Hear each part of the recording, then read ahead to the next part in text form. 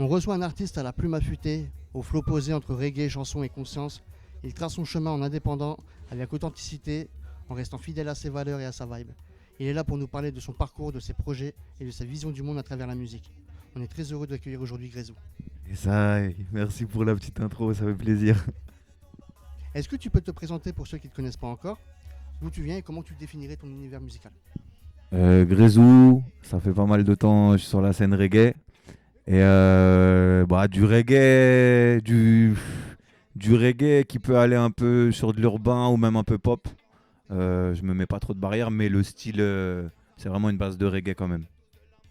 Quand on dit ça va mal, on se fait censurer. Ils envoient Benalla quand ils peuvent assumer. Ils s'en prendront même à moi pour des textes engagés. Depuis la cour d'école, ils construisent leur monopole. Ils parlent de ta santé, parlons plutôt du chlordécone, du glyphosate dans nos récoltes. T'empoisonnes les femmes, la vérité c'est absenté.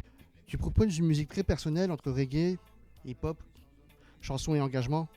Quel a été ton parcours, pour arriver à cette identité artistique?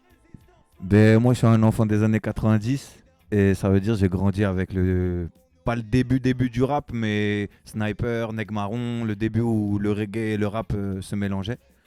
Et j'ai été hyper inspiré par ça, Neg Marron, Blacko, beaucoup, Tyro.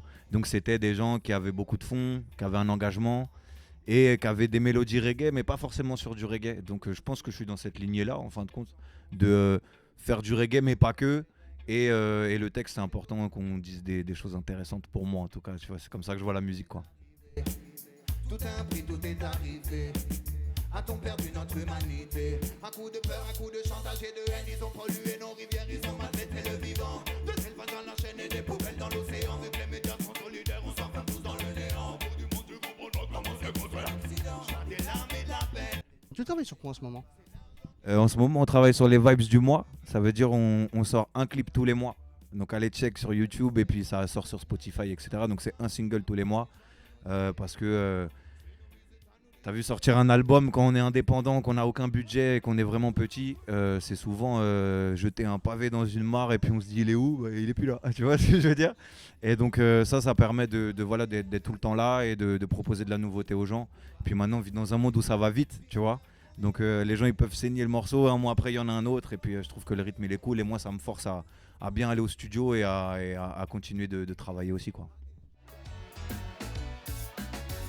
J'ai qu'une seule vie à vivre, donc je tiens le coup.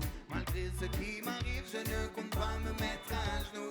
Une seule vie à vivre, le reste on s'en... Justement, tu me parles d'indépendance. Quel conseil tu donnerais à un ou une jeune artiste qui veut se lancer dans la musique avec un message fort et justement en gardant son indépendance? Ben, je sais pas si j'ai une place pour donner des conseils, mais c'est déjà de faire ce qu'on aime, mais de le faire comme on le veut, tu vois. C'est ça, pour moi, l'indépendance, c'est ça. Même signer ou avoir une équipe, on peut être indépendant en ayant une équipe, mais c'est de garder sa ligne, en fait, tu vois, de départ et de rester dans ce qu'on veut nous. Et t'as vu, les artistes, on est souvent dans une réflexion de ce que les gens attendent de nous, tu vois. Et je pense qu'être indépendant, c'est surtout être soi-même, tu vois. Tu me parlais que ma musique, elle était personnelle. Ben, je pense qu'en fait, c'est juste que je suis moi, tu vois. J'essaye pas de faire un morceau pour que ça plaise ou je fais vraiment ce que j'ai à faire moi. Et je pense que c'est ça, d'être un vrai indépendant, tu vois. Et après, bah, beaucoup de travail, de passion. Et t'es obligé de toucher à tout quand t'es indépendant. Enfin, tu vois, moi, je suis vraiment tout seul. T'es obligé de toucher à tout. Donc, aller un peu dans la MAO, dans les clips, dans la promo, tu vois. On fait plein de travail en même temps, quoi. Des fois j'aimerais pouvoir mettre mes idées s'opposent. Y'a pas que du bon dans ce que la vie propose. Trop vite on voit le verre à moitié. Est-ce que je pourrais avoir ton avis sur l'évolution de la musique jamaïcaine, aussi du reggae, au fil du temps? Je suis pas un bon. T'as vu, musique jamaïcaine, je vais pas pouvoir te répondre. Arrête, dans le reggae que moi je connais en tout cas et que j'écoute et que je vois, je trouve que. T'as vu, on a besoin de 109, je trouve, tu vois. On a besoin de. Je trouve que dans les festivals, on voit un peu toujours les mêmes. Et je pense que le reggae, le mouvement reggae est pas assez en mouvement, tu vois. Dans le mouvement, il faudrait que ça bouge et que. Tu vois, je pense que c'est ça un mouvement. C'est vraiment qu'il y a un truc. Et je trouve que ça bouge pas assez des fois, tu vois. Après, on n'est pas, c'est un petit milieu, tu vois, donc c'est compliqué. Mais j'espère que le reggae, plus tard, dans quelques années encore, il y aura, tu vois, un nouveau souffle, même s'il y en a eu avec Naman, avec Big Aranx, avec des big artistes.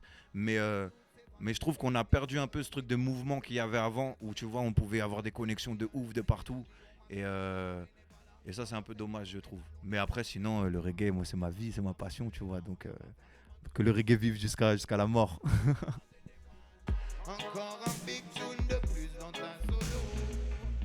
Si tu cherches des bonnes vibes, il a ce qu'il faut.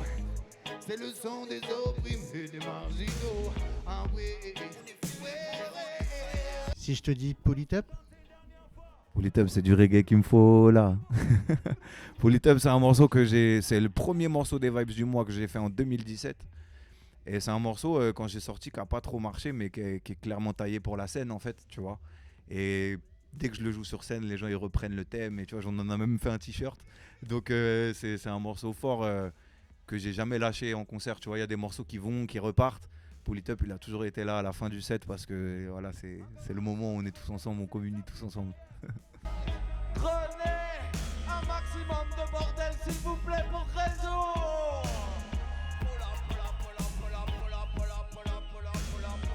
Et on va se la faire une dernière. Grisou, c'était un plaisir de t'accueillir. Merci à toi. Merci pour ta participation. Yes. Et puis à très bientôt. Merci à vous, longue vie. 1, 2, 3,